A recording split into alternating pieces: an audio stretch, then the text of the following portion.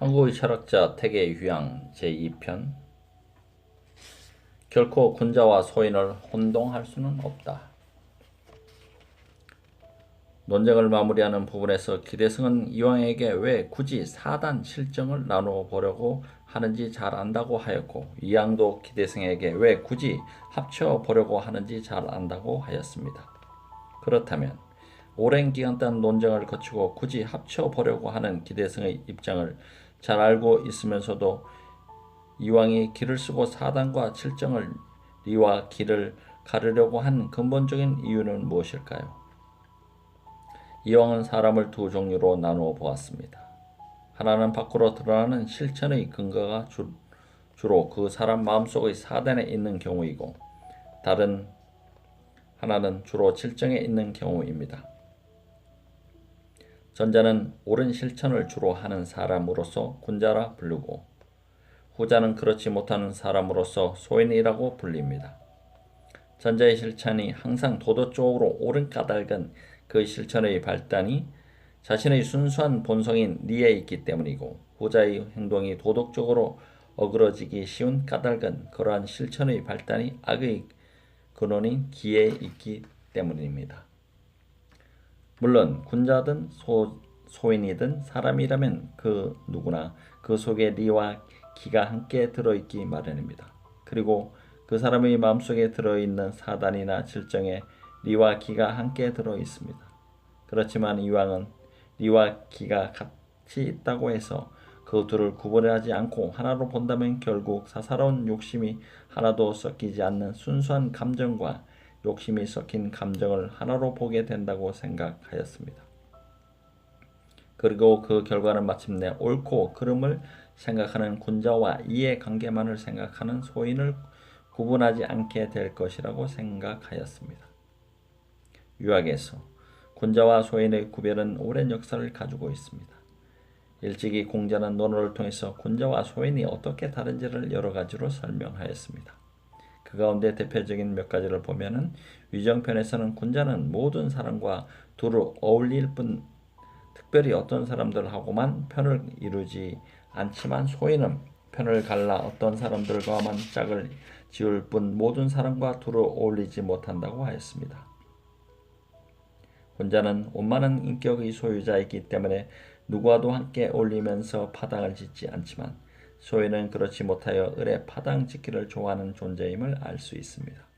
그렇기 때문에 공자는 안년편에서 군자는 남의 좋은 일이 이루어질 수 있도록 해주되 나쁜 일은 그렇게 되지 못하도록 하지만 소인은 그와 반대라 하였고, 위령공편에서는 군자는 잘못의 원인을 자기에게서 찾지만 소인은 남에게서 찾는다고 하였습니다. 또한 공자는 자로편에서 군자는 남과 잘 어울릴 뿐 같아지지 않지만 소인은 남과 같아지는 일은 잘 하면서도 남과 어울리지는 못한다고 하였습니다. 이 말은 군자는 주체성을 지닌 존재이지만 소인은 그렇지 못하다는 뜻입니다. 남과 같아지는 것만을 잘하는 사람에게는 자신의 존재의 의미가 있을 수 없습니다. 왜냐하면 그 사람이 없더라도 그 사람과 같은 다른 사람이 그의 자리를 대신할 수 있기 때문입니다. 사실 남과 잘 어울린다는 것은 자신의 주체성을 잃지 않으면서 남을 주체적인 존재로 대하는 것입니다. 참된 어울림은 어우러지는 모든 구성원이 각자 주체로서 대등하게 만날 때 가능한 것입니다. 이제까지 살펴본 군자와 소인의 차이는 이 인편에 나오는 말처럼 군자는 옳고 그름을 따지는 데 밝지만 소인은 자기 이해관계를 따지는 데 밝은 데서 오는 것입니다. 그리고 그 결과로 수리편에서 말하듯 군자는 늘 마음이 편안하고 넓지만 소인은 늘 근심하고 걱정하는 것이며, 자루편의 말처럼 군자는 편안하면서 교만하지 않지만 소인은 교만하면서 편안하지 못할 뿐입니다. 사단과 칠정을 굳이 구분하려는 이왕의 생각 속에 이처럼 하늘과 땅의 차이와도 같은 군자와 소인을 결코 뒤섞을 수 없다는 생각이 들어 있습니다. 우리가 사는 다양한 현실의 모습 속에서 항상 옳고 그름만을 따지다가 그런 행동 때문에 목숨을 잃게 되더라도 그렇게 행동하는 것이 옳다면 꿋꿋이 실천해 가는 군자와 자신의 이익만을 위해 편을 가르고 힘으로 남을 짓누르며 끝내 해치기도 하는 소인을 혼동할 수는 없다는 것입니다. 그리고 이 같은 차이는 사단은 언제나 선이기 때문에 사단에 따르는 사람들의 군자이고, 질정은 선일 수도 있지만 악일 수도 있기 때문에 여기에 따른 사람은 소인이라는 설명으로 나타나는 것입니다. 그런데 기대승처럼 사단이나 질정이 모두 악이 될 수도 있는 기에서 나오는 것이라면 결국은 군자와 소인을 구별할 수 없게 된다는 것입니다. 철학은 언제나 그 시대 상황을 벗어날 수 없는 것입니다. 따라서 이러한 이왕의 생각도 사화기를 살았던 자신의 삶과 밀접하게 연관되어 있습니다. 사화란 옳고 그름을 따지는 일에 밝고 그 옳음을 지키기 위해 목숨까지 던질 수 있던 살인파와 자신의 이해관계를 따지는 일에 밝고 이익을 지키기 위해서라면 파렴치하는 일도 마다하지 않았던 몰입의 간의 싸움이었습니다. 살인파 선비들은 조선이 고려를 무너뜨리고 나라를 세울 때 그 부당성에 온몸을 맞섰던 고려 유신들의 비판 정신을 이어받은 사람들로서 조선의 정치적 안정을 되찾으면서부터 관직에 나아가 자신들의 이상을 펼쳐 사회를 바로잡아 보고자 조그만 불의에도 자신의 뜻을 굽히지 않았던 사람들입니다. 그러나 살인파들이 사회의 주축으로 나설 때마다 홍구파들은 오로지 자신들의 이익을 지키기 위하여 그들을 귀양 보내거나 죄를 씌워 죽였습니다. 하지만 한 무리의 올곧은 선비들이 죽임을 당하더라도 굴하지 않고 그 뒤를 이은 선비들이 새로운 각오로 옳지 못한 세력에 대해 올곧은 비판 정신으로 맞섰던 것입니다. 흔히 우리가 말하는 선비 정신이란 이 같은 살인파들의 비판 의식을 가리킵니다. 선비들의 비판 정신은 죽음도 두려워하지 않는 그들의 기계에서 나온 것입니다. 사실 사람이 살아가면서 부딪히는 가장 큰 한계 상황은 죽음이지만 그 죽음을 넘어서는 방법에는 여러 가지가 있습니다. 그 가운데 가장 보편적인 방법은 종교입니다. 종교는 언제나 그 종교를 믿고 따르다가 박해를 받고 죽더라도 죽음 뒤에 더 나은 세상이 있다고 말함으로써 사람들이 죽음이라는 한계 상황을 넘어설 수 있도록 합니다. 그러나 유교에는 내세가 없습니다. 그런데도 선비들이 올곧은 정신으로 죽음을 맞이할 수 있었던 것은 그렇게 행동하지 않는다면 사람답지 못하다는 인간 내면의 도덕성에 대한 확신 때문이었습니다. 조선시대 선비들은 도를 따라 사는 것이 목표였으며 그런 까닭에 도학자라고도 불렀습니다. 도학자들은 방 안에 혼자 있더라도 천장이나 이불에 부끄럽지 않아야 한다고 생각하였습니다. 이러한 생각은 대학에서 오히려 홀로 있을 때 동 마음가짐과 몸가짐을 조심하라는 말에 잘 나타나 있습니다. 그래서 혼자 있을 때도 마치 많은 사람들이 자신을 쳐다보고 있거나 손가락질하고 있다고 생각하라고 한 것입니다. 이 같은 자신에 대한 엄격성이 바로 불의와 타협하지 않는 기본 마음 자세를 만들어 주었습니다. 이러한 정신이 선비들의 정신이었고 유교의 도덕의식이었습니다. 이왕은 자신이 겪은 역사적 경험을 바탕으로 옳은 것을 지키려다 목숨을 잃은 선비들과 그와 반대로 자신들의 이익을 지키기 위해 그들을 몰아냈던 사이비 선비들의 차이를 철학적으로 설명하려 했던 것입니다. 세상을 움직이는 바른 힘은 도덕뿐이다. 앞에서 살핀 논쟁에는 인간의 도덕적 행동과 비도덕적 행동을 합리적으로 설명하려는 이왕의 노력이 담겨 있습니다. 그리고 이를 통해 바람직한 인간상을 제시하려고 한 것입니다. 사실 시대가 바뀌어도 그 속에 살아가는 사람의 본질은 다르지 않습니다.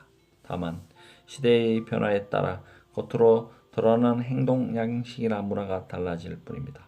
이는 옷 모양이나 재료는 달라져도 부끄러움을 가리고 아울러 품위를 드러내는 옷의 기능이 달라지지 않는 것과 같습니다. 그런 점에서 본다면 예나 지금이나 훌륭한 사람은 자신보다는 민족이나 국가나 사회를 먼저 생각하는 사람입니다. 이 문제는 공과 사의 구분으로 봐도 좋을 것입니다. 그러니까 그 사람이 얼마나 위대한 사람인가는 바로 그 자신의 스스로를 얼마나 희생하였는가로 판단할 수 있습니다. 그리고 그러한 차이는 마음가짐의 차이에서 오는 것입니다. 오늘 우리가 사는 세상도 크게 보면 자신이나 제 가족 그리고 자기가 속한 작은 집단의 이익만을 따지는 사람들과 이와 달리 자신이나 가족을 희생해서라도 더 많은 사람을 위해 행동하는 사람들로 나눌 수 있습니다. 물론 어느 시대나 대부분의 사람들은 전제에 해당할 것이며 두 부류의 사람들 모두 현실적인 욕구들을 똑같이 지니고 있습니다. 더군다나 오늘날은 우리의 욕심을 자극하는 물건들이 옛날보다 훨씬 다양해졌습니다. 조선 중기까지만 해도 아직 문물이 발달하지 못하였기 때문에 벼슬이나 토지, 좋은 집과 음식과 옷까지 장신구 등에 대한 욕심이 전부였지만 오늘날은 좀 더 다양해져서 비디오, 컴퓨터, 자동차, 오디오, 에어컨 같은 새로운 욕망의 대상들이 생겨났습니다. 그러나 크게 나누면 결국 앞서 논에서 살폈듯이 옳고 그름을 따지는 사람과 이해관계를 따지는 사람으로 나누어질 것입니다. 물론 인간이 지니는 욕망 그 자체가 나쁜 것은 아닙니다. 어떤 측면에서 본다면 욕망은 사회를 발전시키는 원동력입니다. 하지만 그 욕망이 한 개인이나 작은 집단을 위한 것일 때는 대다수의 사람들을 짓밟고 빼앗는 결과를 가져오는 것입니다. 그렇기 때문에 이왕은 어떻게 하면 개인적 욕망을 억누르고 오로지 도덕적으로 행동할 수 있는 사람이 될 수 있겠는가 하는 것에 관심을 가졌습니다. 그리고 개인적인 욕망이 삶의 주동력이 되는 사람과 도덕적인 욕망이 삶의 근원적 힘인 사람을 가치적으로 엄격히 구분하려 했던 것입니다. 이러한 생각은 이왕의 이기론 가운데 리에 대한 생각에 잘 나타나 있습니다. 이왕은 옛날이나 지금이나 많은 사람들이 학문을 닦는다고 하지만 그들의 공부에 모두 차이가 나는 까닭은 오직 리를 제대로 깨닫기가 어렵기 때문이다 라고 하였습니다. 이 말은 그의 학문적 관심이 오로지 리를 추구하는 데 있다는 사실을 잘 보여줍니다. 이왕의 철학에서 리는 모든 존재의 존재 원리인 동시에 도덕 원리입니다. 그리고 이 도덕 원리는 어떤가도 비교할 수 없는 가장 중요한 것이었습니다. 리가 도덕 원리인 까닭은 절대 불변의 존재로서 선의 원리이기 때문입니다. 그러나 기는 이와 달리 변화 가능한 존재이기 때문에 선으로 나타날 수도 있지만 악으로 나타날 수도 있습니다. 물론 리와 기는 언제나 한 사물 속에 같이 들어 있습니다. 그러나 리는 어디까지나 리일 뿐이고 기는 어디까지나 기일 뿐이며 리는 기가 될 수도 없고 기 또한 리가 될 수 없습니다. 이 같은 생각을 바탕으로 리와 기를 구분하려는 이왕의 입장은 강력합니다. 이왕은 리는 기를 거스리는 장군으로서 오직 명령을 내리는 존재일 뿐 어떠한 명령으로부터도 명령받지 않는 존재이지만 기는 리의 거스림을 받는 쫄병이라고 하였으며 리는 기한 것이고 기는 천한 것이라고까지 하였습니다. 사실 완전한 도덕 원리인 리는 그 원리가 현실로 드러나듯 드러나지 않든 모든 인간의 마음속에 들어있는 것입니다. 그러니까 이왕의 생각으로는 자신 속에 들어있는 이 도덕 원리를 제대로 깨달으면 인간답게 사는 길을 알게 된다는 것입니다. 유학은 본래 인간 중심의 철학입니다. 신이나 내세에 대한 관심이 없으며 만물 가운데 가장 중요한 것은 인간이라고 봅니다. 그러므로 유학에서 말하는 세상의 중심은 인간인 셈이며 어떻게 하면 자신의 인간다움을 구현할 것인가가 학문의 목적입니다. 이런 입장에서 유학을 평할 때 유학은 남에게 보이기 위한 학문이 아니라 오로지 참다운 자신을 위한 학문이라고 하는 것입니다. 이 같은 입장을 다음의 비유를 통해 생각해 봅시다. 먼저 나 자신이 지금 있는 자리를 한번 생각해 보십시오.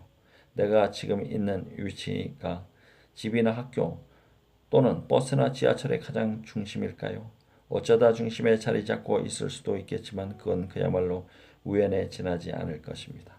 그렇다면 지금 내가 있는 자리가 서울이나 경기도 더 넓게는 대한민국의 중심입니까? 역시 마찬가지로 그렇지 않을 것입니다. 그러나 생각을 지구로 넓혀 봅시다. 지구는 둥글 물체이고 둥근 물체는 어디든 바로 그곳이 중심일 수 있습니다. 그렇다면 내가 있는 이 자리는 지구의 중심인 셈입니다. 생각을 더 넓혀 우주를 본다면 어떠합니까? 우주는 무한히 넓어서 끝을 알 수도 없다고 합니다. 무한히 넓다면 중심이 어딘지 알 수 없다는 말도 되지만 역으로는 어디든 중심이 될 수 있다는 말이기도 합니다. 그렇다면 내가 선 이곳은 곧 우주의 중심인 셈입니다. 이번에는 조금 다른 각도에서 생각해 봅시다. 나는 어디에서 왔습니까?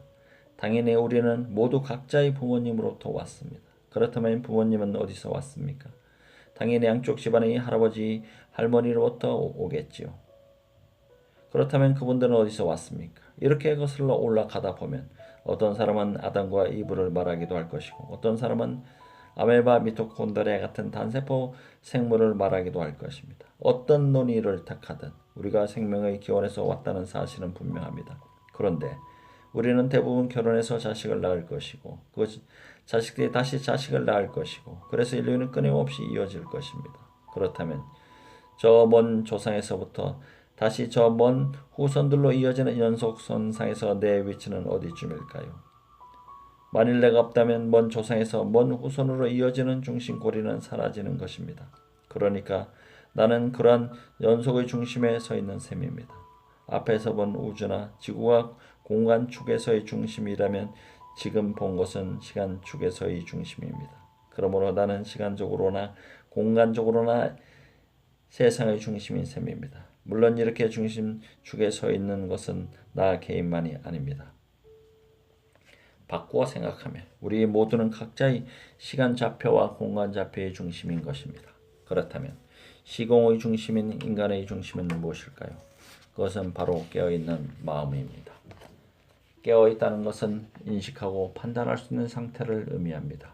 우리가 잠들었을 때나 어떤 사람이 식물, 인간 상태로 있는 경우를 생각해보면 생각하고 판단할 수 있는 우리의 정신이나 마음이 내 속의 중심임을 잘 알 수 있을 것입니다. 그런데 마음의 작용을 보면 나쁜 생각을 하기도 하고 좋은 생각을 하기도 합니다. 그리고 우리는 못된 짓을 하는 사람을 가리켜 개만도 못하다, 짐승만도 못하다고 말합니다.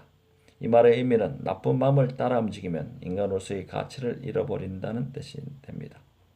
그렇기 때문에 우리의 중심은 바로 내 마음 속에 있는 도덕심입니다. 이런 마음을 이왕은 온 세상의 중심으로 본 것입니다. 마음을 지키는 요점은 경건이다. 이왕은 참다운 인간이 되기 위해서 마음을 다스리는 요점을 경이라고 하였습니다. 이때 경은 공경이나 존경의 경우처럼 누군가를 높인다는 뜻이 아니라 스스로 상가하고 조심한다는 뜻으로 경건하다거나 근신한다는 의미에 가깝습니다. 유학에서 내면적 수양의 중요한 방법으로 경을 중시한 것은 오래전부터입니다. 유학의 중요한 경전 가운데 하나인 주역에서는 경으로서 자신의 내면을 곧게 하고 의로서 밖으로 드러나는 실천을 바르게 한다고 하였습니다. 이 말은 마음속의 본성이 구체적인 감정으로 드러나는 순간에 개인적인 욕심이 당기지 않도록 조심하고 경계하며 이를 바탕으로 구체적인 행동이 나왔을 때 그 행동이 도덕적으로 옳은지 그른지 판단하여 바로 잡는다는 뜻입니다. 송나라 때에 이르러서는 많은 성리학자들이 좀 더 구체적인 방법으로 경을 설명하였습니다. 그 가운데 대표적인 것은 주돈이가 말한 주정과 정의천이 말한 주일무적입니다. 주정이란 구체적인 생각이나 감정을 드러나기 이전의 마음이 흔들림 없는 고요한 상태이므로 바로 이 상태를 그대로 지켜나간다는 뜻이고 주일무적이란 마음을 한 곳에 집중하여 어떤 유혹에도 흔들리지 않는다는 뜻입니다. 특히 정의천은 이러한 마음 상태를 병에 비유하였습니다. 병을 맑은 물로 가득 채워두면 이물질이 더는 들어갈 수 없듯이 마음을 옳은 생각으로만 가득 채워둔다면 나쁜 마음이 들어갈 수 없다는 것입니다. 유가의 선비들은 고해에 앉아 자신의 내면을 응시하는 정자를 통해 마음속에 경을 기르고 유지하고자 노력하였습니다. 이러한 선비들의 정자는 어쩌면 불교의 참선과 같아 보일 수도 있습니다. 그러나 유교의 정자와 불교의 참선은 본질적으로 다릅니다. 참선은 마음을 비우는 것이 목적입니다. 한국 불교의 기틀을 다진 진울도 마음을 비운다는 것을 병에 비하여 병을 없애는 것이 아니라 병속을 비우는 것이라고 하였습니다. 바로 이러한 점을 통해 육아와 불가의 차이를 잘 알 수 있는데, 육아는 경을 통해 마음을 도덕 의지로 가득 채우려 했던 것입니다.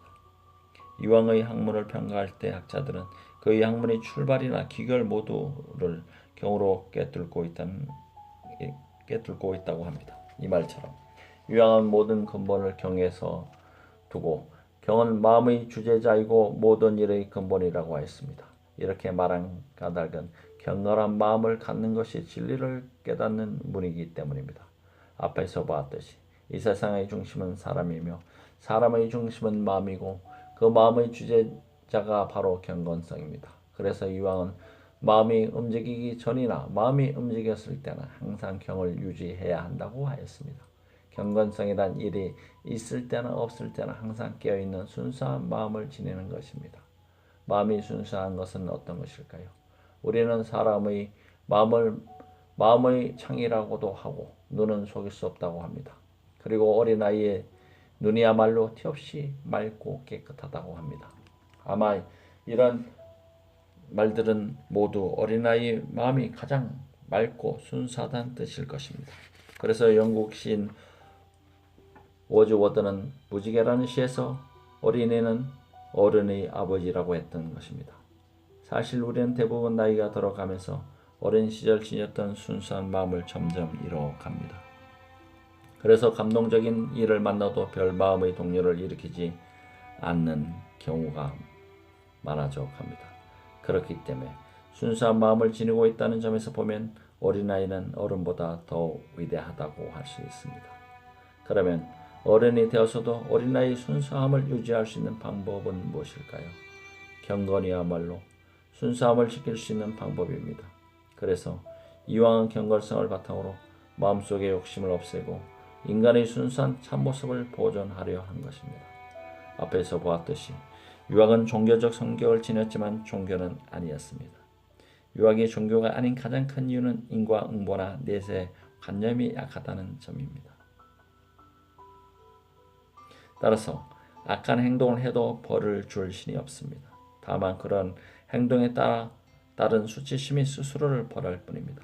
스스로를 벌하는 수치심은 바로 양심에서 나오는 것이기에 유학자에게 가장 두려운 일은 신의 뜻에 어긋나는 일이 아니라 자신의 양심에 어긋나는 일입니다. 그러므로 스스로에게 부끄럽지 않기 위해 조심하는 과정이 곧 마음속의 경건함을 보존하고 유지하는 일이었습니다.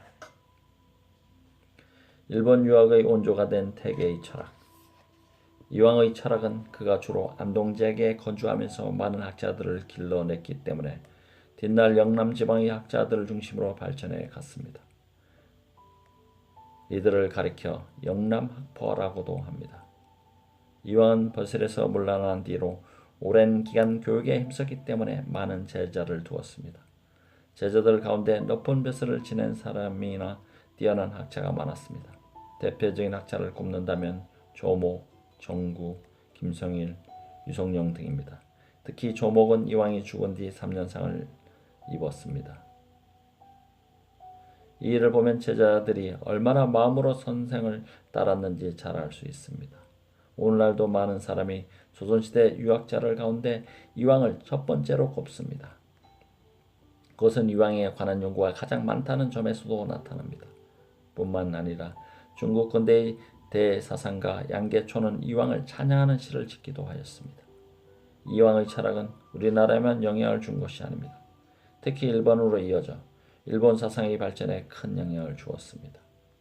일본에서 성리학이 꼽힌 것은 임진왜란 이후였습니다. 임진왜란 때 가장 피해를 본 지역은 경상도였으며 일본인들은 조선의 재물을 약탈한 것만이 아니라 학자들까지도 잡아갔습니다. 강항이라는 학자도 의병장으로 싸우다가 영광 전투에서 일본의 포로가 되었습니다. 일본에 잡혀간 강항은 오사카에 머물면서 그 지역 영주와 그 영주의 자문 역할을 하던 한 승려를 가르쳤습니다. 뒷날 그 승려는 환속하여 많은 사람들을 가르쳤고 이로부터 일본의 성리학이 꼽히게 됩니다. 그 승려가 에도 유학의 시조라고 불리는 후지와라 세이카입니다. 특히 후지와라는 리와 기의 역할이 서로 다르다는 이황의 견해에 주목한 뒤부터 태계의 학문을 깊이 신봉하였습니다. 그리고 그 영향을 받은 일본 학자들은 한결같이 이황을 높였던 것입니다. 뒷날 이황의 사상은 명치 유신 직후에 일본에서 만든 교육 헌장의 사상적 바탕이 되기도 하였고 오늘날에도 일본 기업 윤리의 근간을 이루고 있다는 평을 받고 있습니다. 이상으로 태계 이황 편을 마치겠습니다. 대단히